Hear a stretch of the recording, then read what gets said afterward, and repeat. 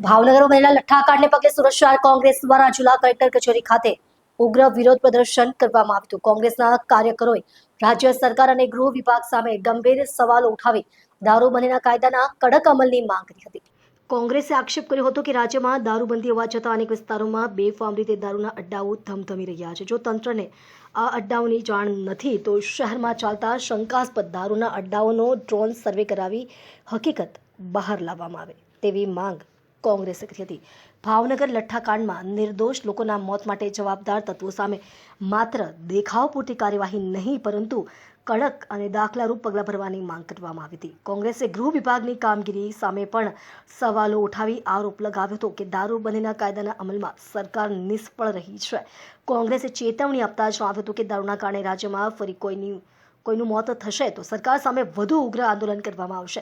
માત્ર કાગળ પર દારૂબંધી નહીં પરંતુ જમીન પર તેનો કડક અમલ થાય તે માટે પોલીસ અને વહીવટી તંત્રને જવાબદાર બનાવવાની માંગ ઉઠાવવામાં આવી હતી। પોલીસ તંત્રએ અત્યારે બારકોડ જાહેર કર્યો છે કે રોયલ સ્ટેક પીવો હોય તો આ બારકોડ સ્કેન કરીને પીવો। એટલે પોલીસ કહેવા શું માંગે છે? આ ગૃહમંત્રી કહેવા શું માંગે છે કે તમે ખુલ્લેઆમ દારૂ પીવો એવી છૂટ આપે છે? પીવો હોય તો પીવો પણ બારકોડ સ્કેન કરીને। એટલે આ શું છે?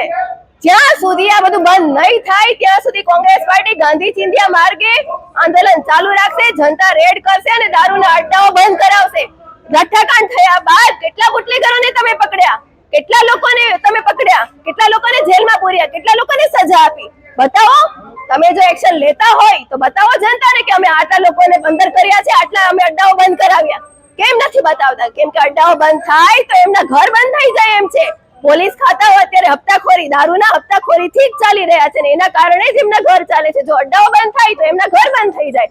આ બધું વહેલી તકે બંધ થવું જોઈએ કેમ કે ગુજરાતની જે દીકરીઓ છે એ ભાઈ વિહોણી બની રહી છે, ગુજરાતની બહેનો, ગુજરાતની માતાઓ દીકરા વિહોણી બની રહી છે। આ બધા માટે જવાબદાર કોણ છે? ગૃહમંત્રીને શરમ આવી જોઈએ અને રાજીનામું આપી દેવું જોઈએ।